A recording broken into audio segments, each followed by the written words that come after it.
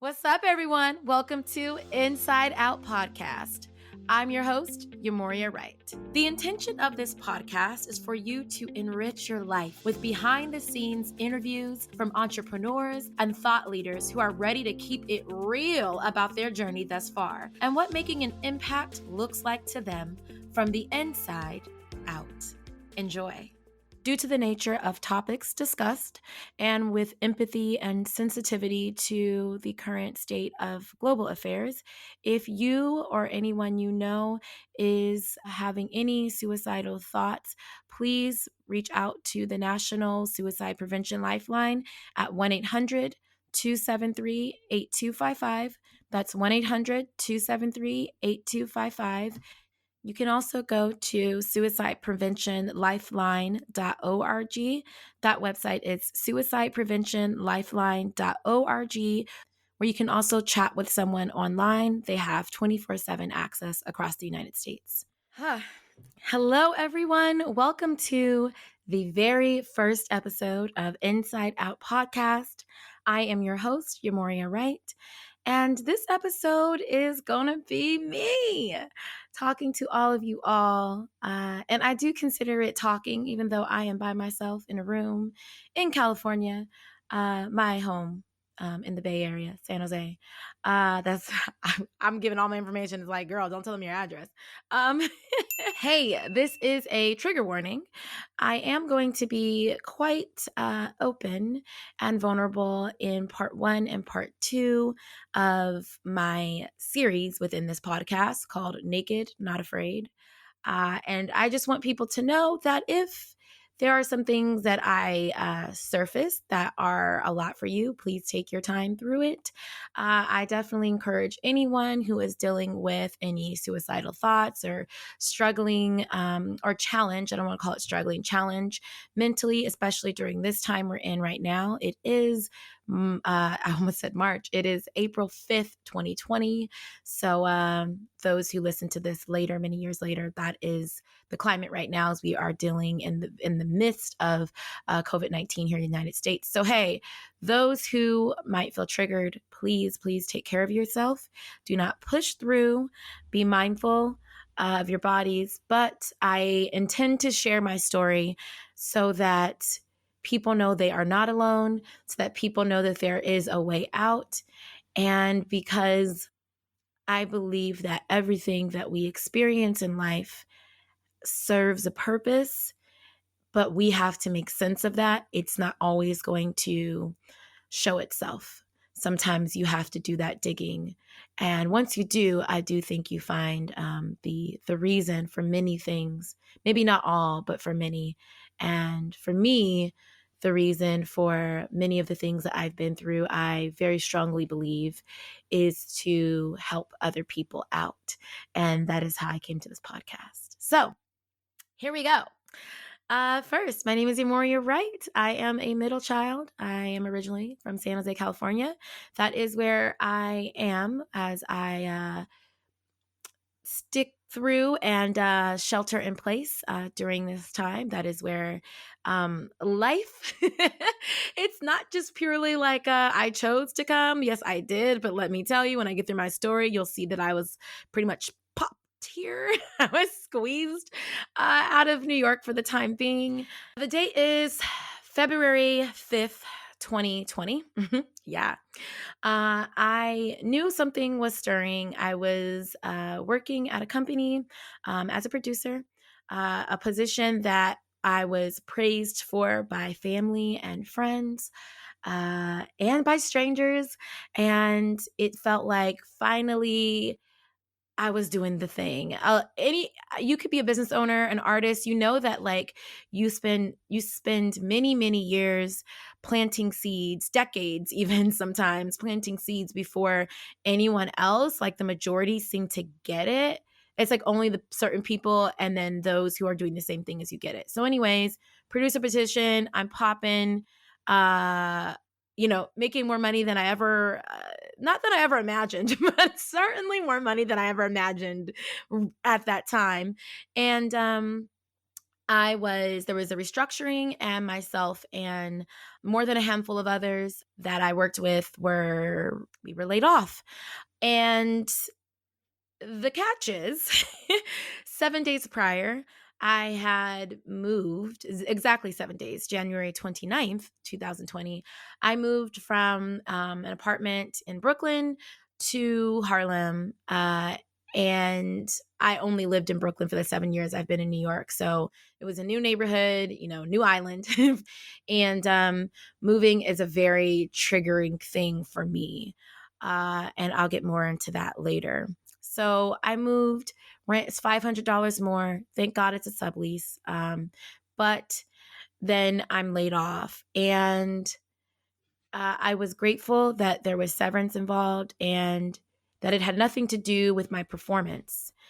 But those of you who might have lost a job know that even in something not having anything to do with your performance or, all of it could be like, hey, you're excellent. But, for me, my position was dissolved. And that's all I'll say about that.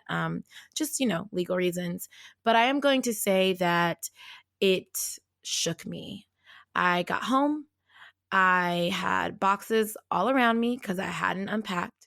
At that time, I did not know how many people that I already knew in New York that would show themselves not to just be associates or people that I know from business and from independent filmmaking, but that would also show up as confidants and as friends. But at that moment, when I got home, I was feeling really, really lonely. I remember thinking to myself that it was okay because I have developed a very, very thick survival skill, and that just about anything can happen to me. And if I don't want you to know, you won't know. I had never hit a rock bottom like that because there were a lot of shakings in my life at that time. But moving, loss of job, and not having my support system proved to be challenging because I had been spending all my time working myself out of debt and paying for my productions for my series Love My Roomie that many of you might know, some of you. And so I had just hit the place where I was able to actually pocket and save my money. And next thing I know, literally next thing, like I had just hit that place in January, and the next thing you know, I have no job. I found the most immediate peace in those that shared that experience with me. And I found even more peace in boxing. But I remember being really in a haze, like in a haze. And you couldn't have told me that I had hit rock bottom and fell through the bottom. Like I hit the bottom and then I fell through.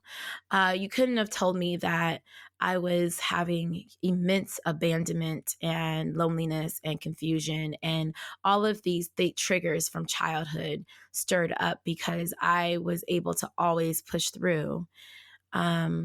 When I was in 5th grade, so we're going back to 1998, the summer before I went to 6th grade.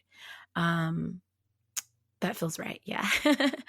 My family, we became homeless, and that was I'm grateful. It was only 3 months and we were able to stay with some family friends, but it was not a good experience for me. I couldn't play with my friends.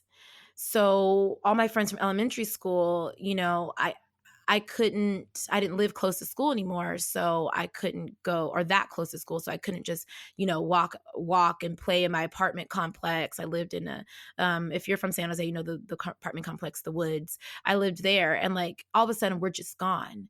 And I was actually the one that came home when the eviction notice was on the door. And I didn't know what it was, but I had a bad feeling about it. That was the first trigger for me with regards to moving. And then again in in high school, I get in the car. I was a junior in high school. And I remember what I was wearing. And my mom, we get in the car and it was kind of solemn. And they were like, we've been evicted. They locked the doors behind my brother and my mom. And I hope they don't get me for telling this story because this is their story, this part. But let's just say that like it was, from what I know and my experience, is that we got hit financially because my dad's parents had just passed 2 years back to back, and or within a year, and there wasn't, from what I understand, savings necessarily for that kind of travel back and forth to Indiana, which is where my parents are from. So anyways, financially we got hit. We stayed in a hotel for a couple of days, and my mom picked out my clothes. Ooh, I'm gonna cry. And I remember I was so mad at her because she picked out an outfit that was not cute. Like she picked out these like kind of these pants that had shrunk. They were tan and they had shrunk at the ankles.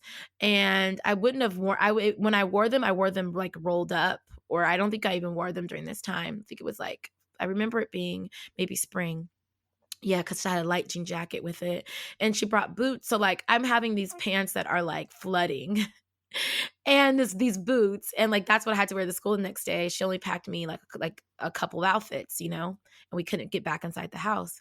So I remember feeling like, oh my God, and so displaced. But I went to school. I was an overachiever. I was a part of the Supreme Court at school. And so, I was always in student body government. I held it together.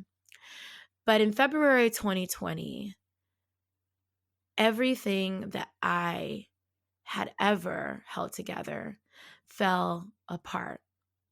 And in hindsight, I understand that is because a lot of what I placed my identity in was my work. I've always been a hard worker. I can turn anything around in moments. Like you're talking about, deadlines and things. I have a determination to manifest the career for myself and for others. But the idea of self-care has never been something that I understood. And as a woman, and even more specifically as a Black woman, I don't believe that we really have those models. And it's no shame to the women or the men in our lives. It is just that it is you can call it generational curse, you can call it a cycle. It's behavior, it's habits, it's epigenetics. I believe that it's something that continues to get passed on. This idea of like survive, survive, survive, and we do it well, and we do it with our lashes popping and nails if you wear it. If not, we do it with a low cut, like whatever, however you are your fly. Women do it, and I'm telling you, Black women, we wear our fly, honey. But the idea of dealing with trauma and identity, if you don't have those tools, if you didn't have those mentors and those tools, then there is going to become a point where you will find that you lose yourself. And I have seen a lot of people tell me, and I have observed people during the last 3 weeks begin to lose it or feel like they're losing ground because of being inside. And I do think that is because we have so many distractions that the idea of dealing with yourself, especially in this generation, is not something it's something that's coming to surface again. But there's so many ways that you can find yourself in the validation of others. Remember, I just said that I had the dream job. I had a lot of money coming in. I was by myself in New York, and I struggled for years in New York. And I battled depression many, many years off and on in New York. And many times my family wanted me to come back home. So for me to have this breakthrough to say like, aha, I did it. I did it. And look at me. And for it to be taken away, and not for something that I could fix, you see, not for something that I did wrong. There was no poor review. It was a restructuring. It was something beyond me and not personal to me, Yhá Mourhia.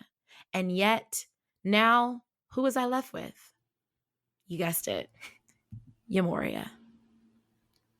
Who the heck is Yhá Mourhia Danielle right.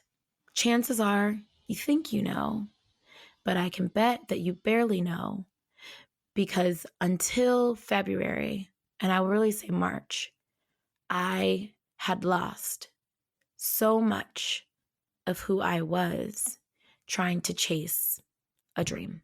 So February, I'm naked. I am basically off social media. I am drinking a lot more than I normally do. And even in the social drinking, I'm drinking heavier. I'm drinking more. I would consider it drinking oneself into oblivion. People say that. I heard the phrase, but I would say literally running, sprinting from the torment of the loudness. Because see, there was COVID-19 was happening underneath this. And my mom had been telling me, what are you going to do? Are you going to come home? The moment I got laid off, which was February 5th, my mom is asking me, what are you going to do? When are you going to come home? What are you going to do? When are you going to come home? I'm like, lady, I ain't coming home. Home is New York. I'm here in the concrete jungle where dreams are made of. I am not going back to California. My goal was to move to California if I had an industry opportunity, or when I had an industry opportunity. Never before. I was going to thug it out. The thing is, too, blessedly, I had a solid tax return, but it wasn't meant for survival. It was meant to put into my productions. That money would have changed my entire production trajectory. All the people asking, when is Love My Roomie coming out? Boom. Post-production done. My short film. How am I going to afford this? Boom. Done. I had money from my tax refund that was going to literally hold me down on the creative. And all I was going to have to do was work. I had crafted this plan the night before I got laid off. I had crafted a plan of how I was going to thrive. I knew I was breaking down my budget, my numbers, doing all these things. And then, and I just moved, and I'm paying $500 more in rent. What am I going to do? And then the COVID-19 crisis hits our nation in a real way, only 3 weeks after that. And so now the job that I had found another job possibility, a prospect, and I was interviewing, and I was on my last round of interviews, and they went silent. A lot of businesses were really getting hit with a reality of the fact that they possibly did not plan for how to navigate outside of, and around this crisis. And so hiring, that wasn't something at that point. My hiring just my process got stopped.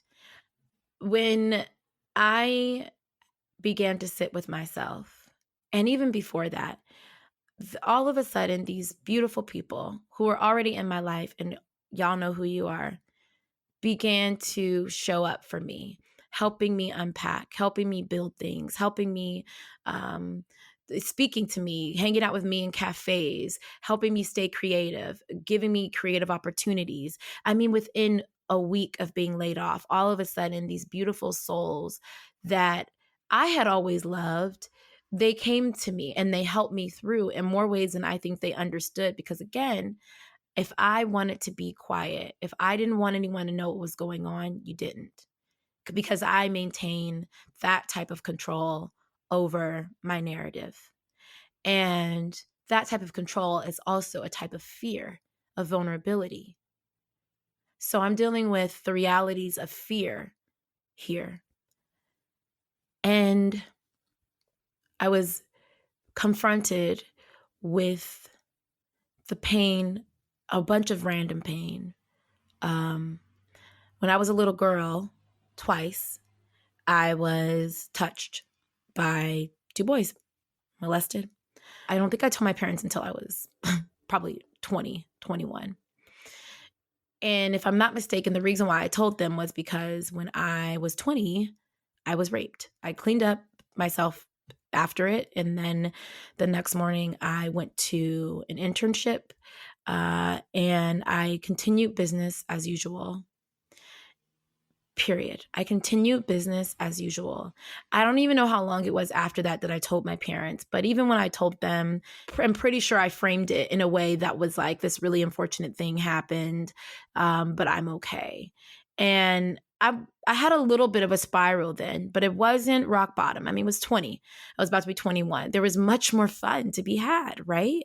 So in my 20s, my early 20s, the next thing, 3 years later, I have another sexual trauma.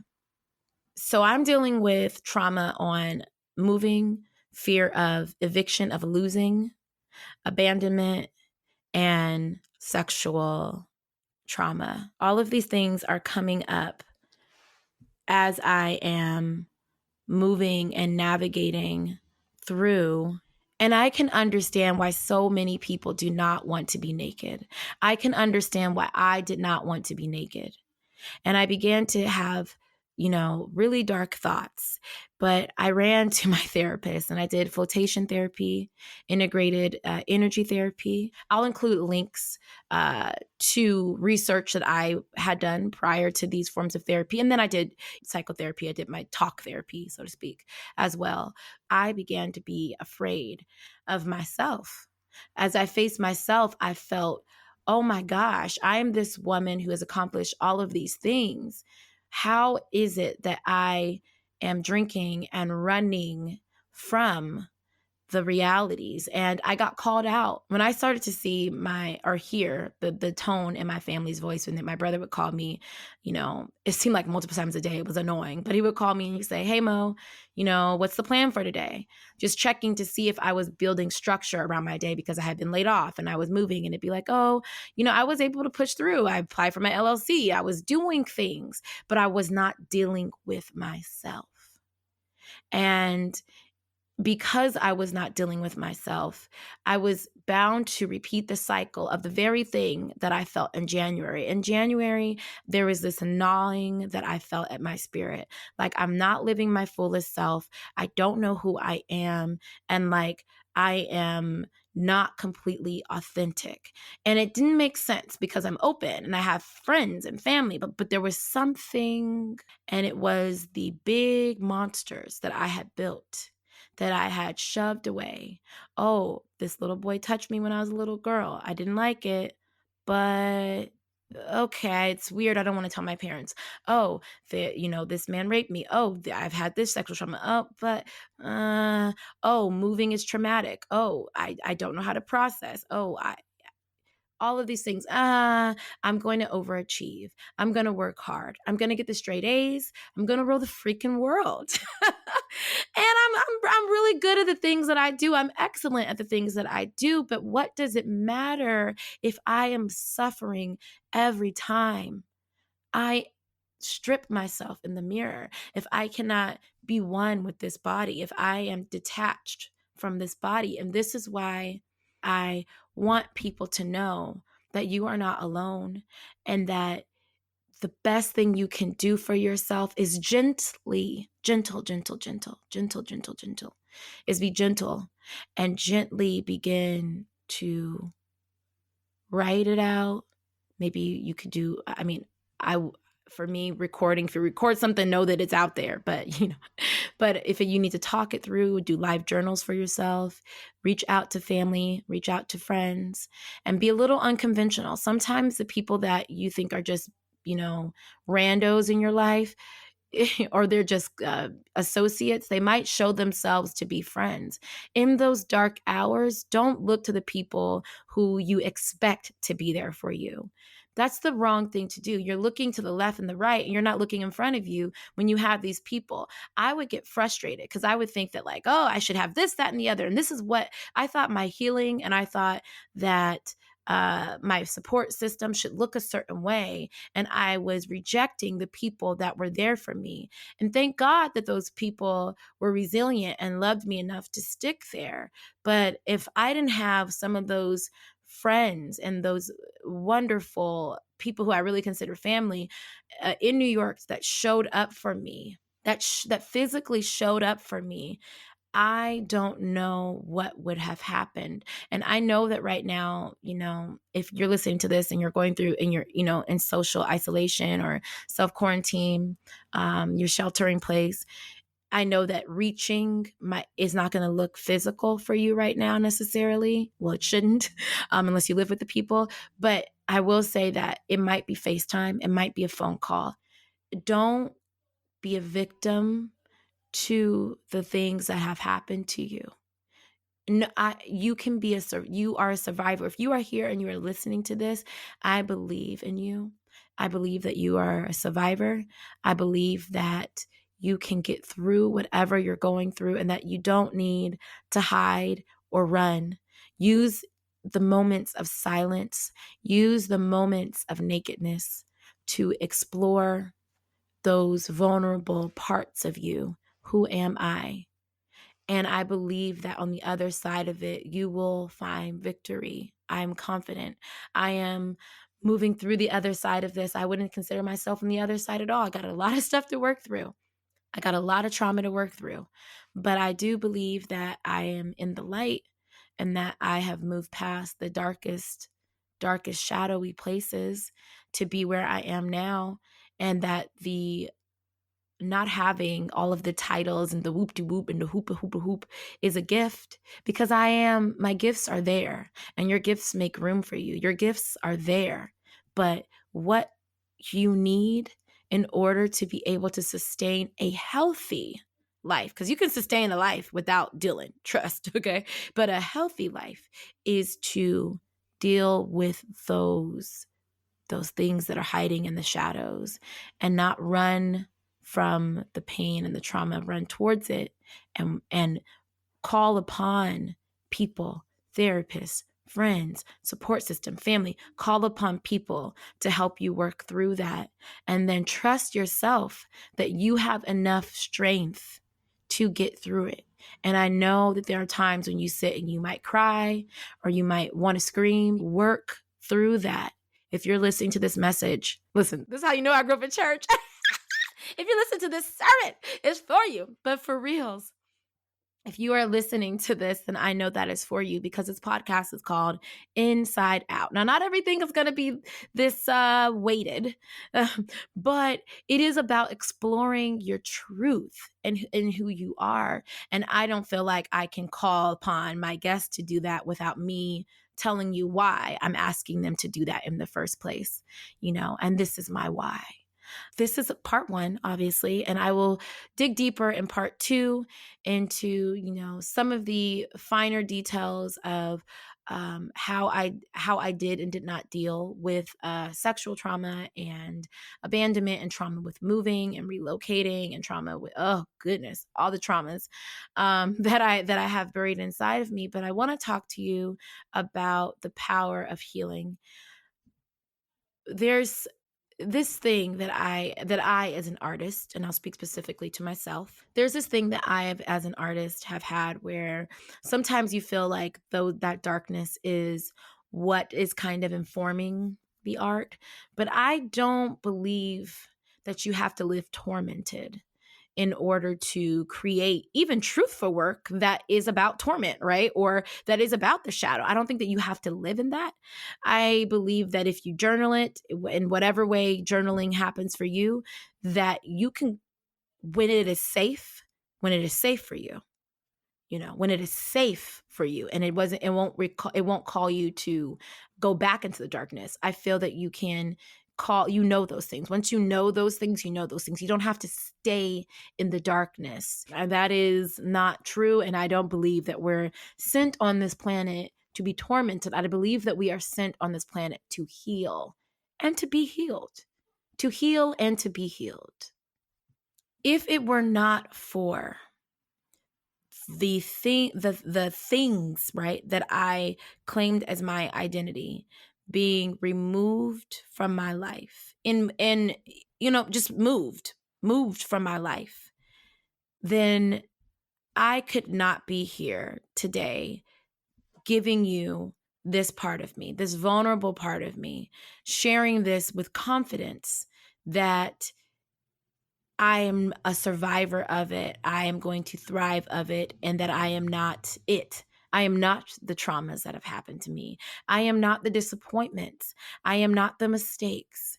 I could not do that if I did not have that time to literally, there were times where I would wail. There was one time where I wailed greatly. I wouldn't be able to do this if it weren't for those times where in February, which is so interesting. And you're like, 1 month? Oh, yeah, 1 month of this where I would cry. And even when I've been back home here in California, there are times where I'm just wailing, I'm crying. It's guttural because there is an exorcism, there is a release that I have been able to have because of the silence. And I understand why I avoided that.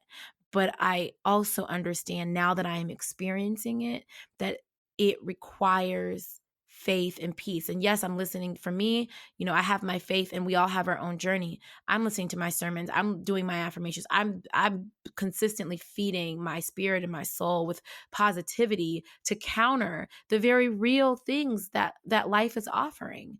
Or not offering. I remember Bishop T.D. Jakes, and I'm paraphrasing maybe, but I feel like this is exactly what he said, which is life will break your heart. Life will break your heart. There are people right now who are heartbroken by life, heartbroken by losing loved ones, heartbroken by feeling like their communities are not being heard, served, by seeing that a pandemic is revealing how many people they thought were there for them, but are not, heartbroken by life. But I'm here to tell you that in that heartbreak and through that heartbreak, you can be truly free and you can truly find the people and cultivate and create the life that you deserve, the life that is full of love, the life that is full of healing, the life that is full of people who, if you feel like you're about to break, that you can call or send a voice memo to, or whatever it is, that will help you and that will hold you. Because when my dad told me in February, it was after a couple of days after I had been extremely drunk one night. And he told me, he said, and I heard it in his voice, and he said, I thought to myself, what is she doing? Is she trying to sabotage herself? Is she trying to sabotage herself? My answer was no. I was lying, because the truth is, my God, isn't it true that I was trying to do that? Isn't it true that there was something, that I was so angry at how the plans that the sacrifices I had made, all of the sacrifices I had made did not show up, did not manifest in the way that I thought they should? Isn't it, though, that I wanted something to implode, that I was screaming for something to be shaken? Well, it was me. I was being shaken. I was the something. We create these enemies and these bad people, and it's like you're looking. Who's the enemy? Okay, you're looking at yourself. Who's your best friend? It should be yourself. All of those, looking at yourself in the mirror, that's where all of that lies. And I was being shaken, violently shaken out. All of these things ringed out, lonely, feeling betrayed, all of these things. And yet in that, I was able to begin to find Yhá Mourhia, Danielle, right. I want everyone who is challenged right now, who knows there's something in you that it's either numb or it's gnawing. It feels like it's something like cha, cha, cha. It's the best way I could give it a sound. I want you to allow yourself to release that. If it is on a sound, we learned this, and I got my master's, like a ha, ha. You might find you're going to start to cry. Ha, release that on a sound. Maybe it's it's a hum, and maybe you'll get that cry. Maybe you won't. But whatever it is, I want you to know that channeling that positively is going to serve you and finding a place for that pain to escape. You got to let that pain out. And I'm not saying let it out on yourself. See, when I fell through rock bottom, I was taking the pain out on myself. That's what I don't want you to do. I want you to find the light. I want you to walk towards the light. And the way that you do that might be journaling. It might be going to some of these pages that I'll put, the Instagram accounts that I follow. It might be therapy, which I definitely recommend. A lot of therapists are also doing amazing things online right now. If you are listening to this during the pandemic, there's a lot of great self-help things and people who are providing services of healing services right now that you can tap into for free or for very low cost. And I want you to know that you're not alone. I mainly want you to know that you're not alone and that you have purpose here. And that I know there are people who have grown up others, and by others, I mean they don't fit in. The weirdos, I'm one of them, who feel like they can't, like there's something missing in their life that they can't have, who want to be held, who want to be loved, who want to be touched.